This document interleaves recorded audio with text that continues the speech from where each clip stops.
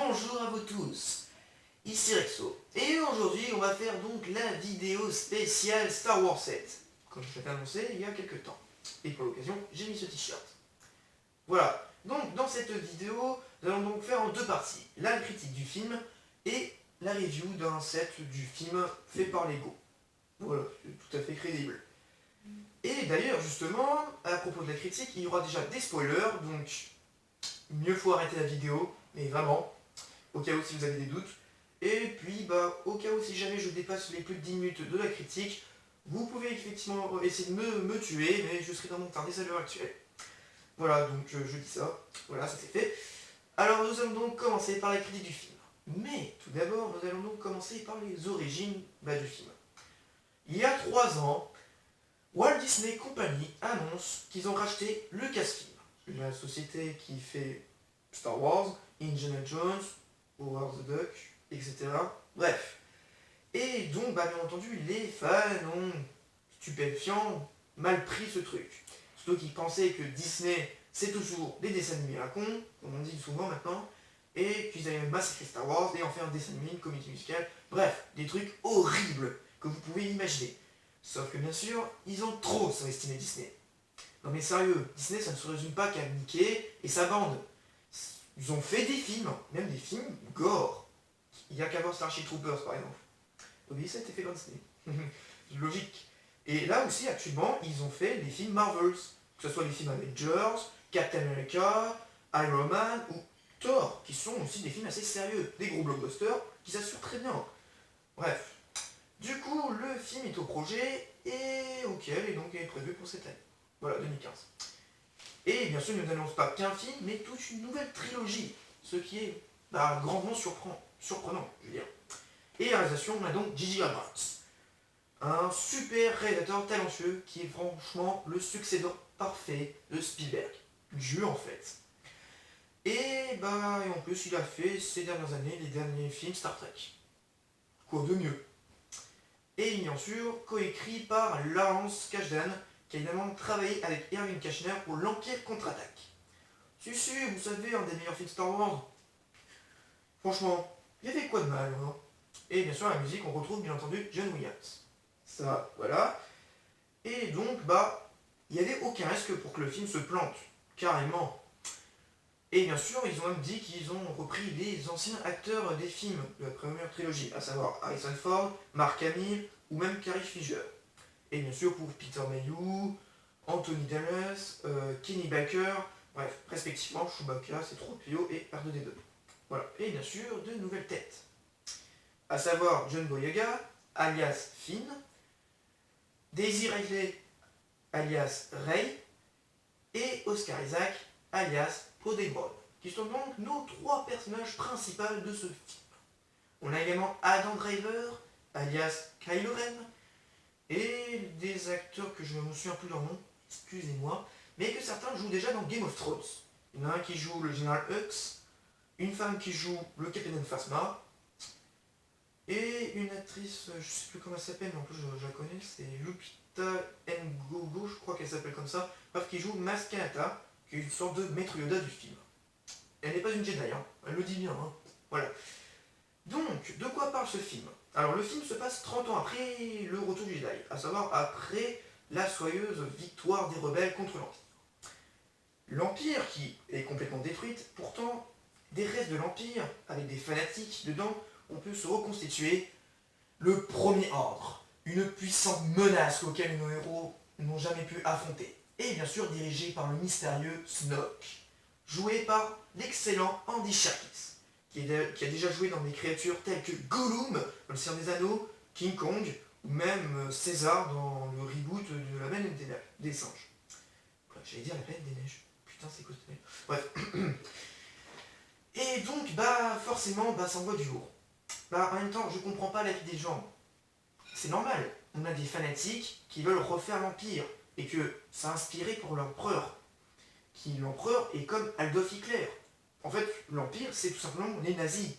Et la preuve, de nos jours, on a des néo-nazis et... Bref, tout un tas de trucs de la politique, si vous voulez. Et bien sûr, notre bonne vieille rébellion ne va pas non plus se mêler à cela. Si, bien sûr, ils vont encore se battre contre l'Empire, enfin, le Premier Ordre. Et donc on suit également Finn, qui est un ancien Stormtrooper du Premier Ordre, auquel il a choisi de fuir, car celui-ci n'approuvait pas les méthodes du Premier Ordre, à savoir massacrer des pauvres villageois du village de Jakku. Également Rey, qui est une ancienne pilleuse d'épaves de Jakku, auquel elle espère de retrouver les siens qui l'ont abandonné, mais qu'elle va devenir une Jedi. Et Poe Dameron, qui est donc le meilleur pilote de la Résistance après Wedge Antilles. Eh oui, t'as qu'à bien te tenir, Luke, sur ce coup-là. Et Yann Solo aussi. Voilà. Et on retrouvera bien entendu, comme j'ai dit, Yann Solo, Luke Skywalker, Princesse Leia, Chewbacca, C-3PO, R2D2, l'Admiral Akbar et Ten Nub. Et si, le mec a une face de huître dans le Retour du Jedi avec Lando Calrissian. Et si, je suis sûr que vous allez dire qu'il ressemble à Gogol. Bon, bref. Quant à Kylo Ren, eh bien, c'est un jeune novice du Sith, donc entraîné par Snoke, tout simplement. Mais celui-ci veut devenir comme son grand-père, Dark Vador. Et oui, spoiler, c'est le fils de Han Solo et de Leia, qui bien sûr les rejette parce qu'il pense qu'il les a abandonnés, ce qui est vraiment très intéressant chez un méchant, c'est qu'il pense toujours que quelque chose l'a rejeté et qu'il va en accrotir pour enfin une vengeance. Mais ce pauvre petit Kylo Ren est également bouleversé et désorienté ce qui lui arrive, en tuant même son propre père, Han Solo. Ouais, Han Solo meurt dans ce film. C'est putain de fou. Ça a ressenti des émotions de malade. Enfin bref. Donc, c'est vraiment un très beau boulot ce qu'on fait Disney. Et bien entendu, vu que le Premier Ordre sont comme l'Empire, ils veulent reconstruire une espèce de nouvelle étoile de la mort, appelée base Starkiller. Vous vous souvenez de l'étoile de la mort qui détruit qu'une seule planète? Et la base Starkiller en détruit 3 d'affilée. Ouais, si c'est pas badass, déjà qu'elle est beaucoup plus grande que les deux étoiles de la mort, et c'est surtout une planète. Et une base en même temps. C'est pas cool ça? Bref. Et on a bien entendu le général Hux, qui est un gros fanatique et un gros psychopathe du Premier Ordre. En même temps, il tient de Tarkin, je pense, ce bougre. On a le Captain Phasma qui, joue les nanas pas stéréotypées, mais pour une fois que les femmes, elles ont un bon truc dans le militaire, elles jouent bref les supérieurs qui disent « Soldats, préparez-vous à faire feu », etc. Bref. Malheureusement, on n'a pas beaucoup de scènes à elle, et ouais, elle se finit par prendre en otage et jeter dans le broyage d'ordures. C'est quoi cette merde? Bref. Et donc, on a aussi également BB-8, la nouvelle mascotte, après R2D2. Et sincèrement, BB-8, il est trop kawaii! Non, sérieux, BB-8 fait même un pouce comme ça, enflammé. Enfin, avec sa bougie, enfin, son chalumeau. C'est pas cool ça! Enfin bref. Donc bien entendu, pas mal de gens ont reproché que ce film ressemble trop à Un Nouvel Espoir. Les mecs, c'est un hommage. J.J. Abrams a voulu faire hommage au premier film Star Wars. Vous êtes cons à ce point-là? Bon, je sais que ça, ils en rajoutent un peu trop, mais c'est un pur hommage. Voilà, mais ce n'est pas un reboot, c'est un hommage. Un hommage au travail de George Lucas. C'est tout. Et puis si c'était George Lucas qui faisait ce film, je ne sais pas ce que ça aurait donné, mais bon, il y aura des gens qui vont encore dire que ça serait pourri que la trilogie. Bref. Donc, dans l'ensemble, j'étais plutôt très bien servi. Les scènes sont vraiment magnifiques pour certaines. Bon, les musiques sont un peu vides, par contre, donc, notre bon vieux Williams est un petit peu vidé, j'ai l'impression, mais a repris quelques bons thèmes des films Star Wars. On entend encore les bruits respirateurs de Dark Vador à certaines scènes, ce qui est vraiment énorme, même si on ne voit pas Dark Vador en vrai, à part son casque. On retrouvera donc nos bons vieux personnages de la trilogie originale qui sont vraiment très top. Et les nouveaux personnages sont très sympathiques et franchement suit un très bon protocole de leurs personnages. À savoir un ancien Stormtrooper qui a juré d'être à leur service, mais qui au final a décidé de se révolter parce qu'il trouve que le Premier Ordre sont vraiment des gros connards. Une ancienne pilote d'épave qui elle, même si elle a pillé des épaves des anciens Star Destroyer, X-Wing, TBTT sur Jakku et tout, eh bien elle en a marre de cette vie et va donc comme Luke devenir une Jedi plus tard. Et le meilleur pilote de la Résistance. Bon, celui-là, il n'a pas beaucoup de trucs, mais il est quand même sympa. Et il est badass surtout. Voilà. Et bien entendu, Kylo Ren, qui est lui, par contre, tout désorienté, qui veut devenir plus fort que son grand-père, mais que celui-ci a parfois des regrets à se dire, est-ce que mes parents m'ont vraiment abandonné? Et bien entendu, a beaucoup fait chez Luke. Bref. Donc on a de bons personnages.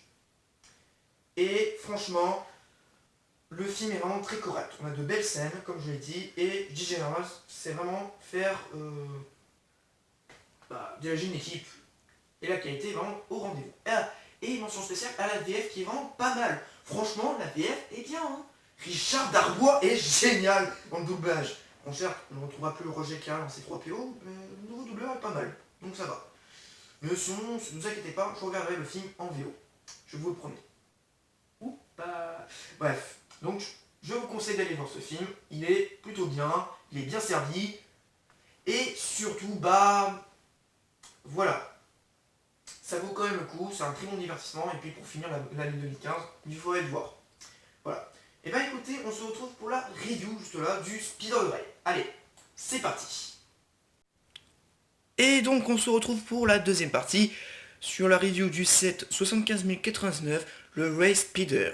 Donc le seul set The Force Awakens que je possède à l'heure actuelle, et qui est en plus le plus petit set de cette collection. Voilà, donc nous allons voir ensemble à peu près sur les figurines. C'est parti. La première figurine est celle de Rey, donc comme je l'ai dit, une ancienne pilleuse de épave sur Jakku. Et pour décrire cette figurine, j'aurais besoin d'un peu d'aide de Jim Carrey. Jim, c'est à toi. Merci Jim. En tout cas, The Max Forever. Ouais. Bon, sinon, à part ça, c'est une magnifique figurine qui est très bien sérigraphiée. Là, franchement, Lego met le paquet sur les figurines. Hein. Elle possède donc sa lame, enfin son bâton, en fait, elle se défend avec, ce qui est plutôt cool. Donc, elle a une sacoche aussi, une sacoche à la Indiana Jones, donc ça, c'est plutôt sympa. Sa tête est plutôt normale, donc assez souriante. La coupe de cheveux est vraiment une très bonne réplique. Là, franchement aussi, ça s'applique vraiment sur les cheveux. Donc, je pense que chez Lego, il devrait avoir des talents de coiffeur. Je dis ça, mais bon, voilà. Elle a également un visage un peu mécontent, méfiant. En même temps, elle est sur une planète où il y a des thugs. Donc, je pense que c'est normal. Mais sinon, à part ça, c'est une très chouette figurine. Et Lego nous donne en plus en accessoire son masque. Enfin, entre guillemets, parce que je ne pense pas que ça soit un masque, mais bon. Par ailleurs, c'est qu'une seule pièce, donc parce que dans le film, Rey, en fait, elle peut enlever ses lunettes de son espèce de cagoule, le masque, enfin bref. En tout cas, pas mal de personnes ont pensé que ce masque faisait penser à des personnages dans Mad Max, ce qui est plutôt correct, puisque aussi la planète Jakku est une planète un peu désertique, pour sérieuse, avec des épaves et tout, donc c'est vrai qu'on a un peu l'ambiance dans Mad Max. Si vous ne connaissez pas Mad Max, je vous conseille d'aller les voir, mais vraiment tout de suite. Voilà, donc sinon c'est plutôt une très bonne reproduction, donc bravo Lego. On passe donc à la deuxième figurine. La deuxième figurine est un On-Cars Tug. Un Tug, hein. Pour moi un Tug c'est à peu près ça. Mis à part ça, c'est une figurine un peu basique, parce qu'elle est grise certes, mais elle est assez sympa d'avoir. En tout cas, elle est assez sérigraphiée des jambes au torse et au dos également. Elle a une capuche grise, donc je sais bien. Elle a également un visage noir, enfin une espèce avec des lunettes, enfin bref. Donc c'est un peu difficile de savoir ce que c'est en fait ce genre de personnage. Voilà. Et il a également un pied de biche. Putain, c'est plus violent que dans ma cité. Oh, putain, faut vraiment pas habiter sur Jakku. Hein. Bon, enfin bon. Donc sinon, c'est une figurine plutôt sympathique, moins chouette que Rey, mais c'est assez banal, voilà. Et donc voilà. Le véhicule est donc le Speeder de Rey. Voilà, t'as compris la logique. Voilà. Donc en fait, c'est une sorte de petit clin d'œil surtout au Land Speeder de Luke qu'il avait sur Tatooine. Puisqu'en effet, notre personnage utilise ce Speeder pour patrouiller un petit peu dans les déserts de Jakku. Dans ma foi, je pensais un peu plus grand, mais bon, avec une taille assez correcte, faut le dire. Et il est vraiment très bien fait et très ressemblant au film, donc c'est plutôt chouette. Donc nous allons voir un petit peu en détail de ce bel engin plutôt. Donc on peut voir qu'il a des outils accrochés, donc comme ça, Rey, elle a son matériel, avec une scie, des jumelles, et une espèce de... C'est pas forcément un flingue, elle n'a jamais de pistolet en fait en vrai, mais on dirait une espèce de perceuse, quelque chose comme ça. Enfin, je n'ai jamais été très bon en outils, sachez-le. Voilà. Il possède également des lanceurs complètes, mais plutôt accrochés à une seule pièce, donc c'est plutôt pas mal. Voilà, donc ça je pense que vous connaissez à peu près maintenant tout ce système. À l'avant, bah, au poste de pilotage, c'est plutôt très détaillé, bon même si le siège est plutôt sympa, mais voilà. On a deux manettes qui permettent de contrôler le speeder. On a également une commande, que stickers, hein, avec une belle vitre. Les moteurs plutôt fidèlement reproduits avec les espèces de ailerons également. Et le moteur d'en bas peut accéder à des compartiments en ouvrant. Donc ce qui est pas mal comme ceci. Donc ça ouvre aussi de l'autre côté. Ah, j'allais venir, donc la caisse, qui est bon, pas mal. Elle contient donc... Non, j'ai déjà fait cette vanne, donc laissez tomber, même Rex du 33 l'a fait cette vanne, donc voilà. Il contient donc des ronds-pailles rouges pour recharger tout simplement ces espèces de canons. Donc vous pouvez voir que c'est ouvert comme ceci, bon pas trop détaillé mais ça va. Donc on peut mettre la caisse justement. Donc voilà, ça reste un engin vraiment très sympathique, très détaillé, mais assez bondé en stickers. Mais sinon pour 30 euros, vous avez quand même un très bon set. Voilà. Donc après on passe à la boîte, donc assez rectangulaire. En tout cas, Lego s'est mis au nouveau habillage de boîte. En même temps, c'est Disney qui les oblige, vu qu'ils font pareil sur les autres produits jouets. Donc, comme toujours, Disney, le logo Disney. Là, cette fois-ci, on a Kylo Ren carrément, qui est vraiment magnifique. D'ailleurs, la couleur de la boîte et l'ensemble est vraiment très joli. Donc, bravo aux designers de cet emballage. Enfin, qui ne sont pas de Lego, mais en tout cas, vraiment très très bien. Au dos, on retrouve les fonctionnalités du set. Comme je vous ai dit. On retrouve d'ailleurs une espèce de cadre où on peut voir le vaisseau en dessus, là. Ils ont déjà fait pareil pour les boîtes Lego des années précédentes, mais c'est plutôt pas mal. Voilà, on a même un petit truc, une petite vignette pour voir un petit peu l'ensemble des personnages. Et on a carrément même un truc pour les accessoires et armes. Donc ça c'est plutôt chouette. Voilà, donc la boîte est vraiment très bien et fait très assez vendeur. Voilà, donc c'est plutôt très bien. Et pour conclure ces vidéos que j'en finis avec la figurine du Tug, ma foi, pourquoi pas. Donc sachez que dans ma première partie de la critique, sachez que j'ai à peu près dit l'ensemble du film. De mon avis, je n'ai pas tout dit d'ailleurs, parce que je pense garder un peu de surprise, ou peut-être qu'il y a des trucs que voilà, j'ai pas eu le temps de dire, mais voilà, je pense que si vous avez à peu près vu le film, vous savez ce qu'il y a dedans. Voilà, donc il y a pas mal d'avis positifs que j'ai dit, donc c'est plutôt un film plutôt intéressant. Et sincèrement, je suis très impatient des prochains films Star Wars, notamment en plus les films Anthologie. Vous savez, les histoires Star Wars qui va arriver. En tout cas, je voulais vous dire que, vous savez, le passage où je vous ai dit, bande de cons, à propos que c'est un hommage au premier Star Wars, je ne visais pas pour tout le monde, je ne visais uniquement à peu près les fanboys qui sont vraiment très chiants, qui ne comprennent rien du tout au cinéma, qui ne réfléchissent absolument pas. Bon, sachez que je pense que tous les fanboys ne sont peut-être pas comme ça, mais il y en a quand même des gros fanatiques dedans. Voilà, donc je vous dis tout de suite que je ne vous vise pas du tout là-dedans pour vous traiter de con, etc. Je sais que voilà, vous pouvez réfléchir et c'est très normal. C'est que mon avis, donc bien entendu je l'espère juste que vous respecterez mon avis si vous n'êtes pas forcément d'accord dans l'ensemble de la critique, sachant que c'est un peu ma première critique, donc oui, je ne suis pas non plus tout mis en point et tout ça. Voilà, d'ailleurs, pourquoi pas dans les commentaires, vous pouvez donner votre propre avis du film. En tout cas, je serais ravi de discuter avec vous dans les commentaires pour à peu près parler d'autres points du film, etc. Tout en respectant les avis. Voilà. Donc j'espère juste que vous serez compréhensible. Voilà, c'est tout ce que je veux dire. Donc écoutez, sinon, vous pouvez vous abonner à ma chaîne. Écoutez, ça me fait extrêmement plaisir les 300 abonnés, enfin les plus de 300 abonnés, effectivement. Également, suivre sur Twitter, sur mon site internet, liker la vidéo, si tu as aimé, ou disliker. Voilà. Ou encore poster un commentaire. Voilà, écoutez, on se retrouve pour de prochaines vidéos. Allez, je vous dis à bientôt. Allez, que la brique soit avec vous. Et une petite dernière chose, j'en profite pour me la péter d'avoir eu ce magnifique C3PO version The Force Awakens. Voilà, c'est juste parce que j'ai eu ce magnifique C3PO.